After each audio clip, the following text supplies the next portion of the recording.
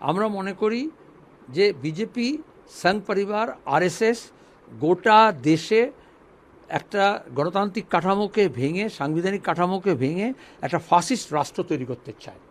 এবং এই ফাসিস্ট রাষ্ট্র তৈরি করার পথে তারা বিভিন্ন রাজ্যে এরকম দল তৈরি করে। এখন যেমন তৃণমূল ভিডিও বার করে বলছে 1000 কোটি টাকা দিয়ে একটা দল তৈরি করেছে, তো এরকম কয়েক হাজার কোটি টাকা দিয়ে তৃণমূল তৈরি করেছে। মুকুল রায় বলেছেন, মমতা ব্যানার্জি নাগপুরে পাঠিয়েছিলেন মুকুল রায়কে, এবং তারপরে তারা রসদ দিয়েছে। আরএসএস বলেছে, মমতা ব্যানার্জি বলেছিলেন যদি 1% সমর্থন পাই বিজেপি থেকে তাহলে আমরা সিপিএমকে বাংলা ছাড়া করে দেবো।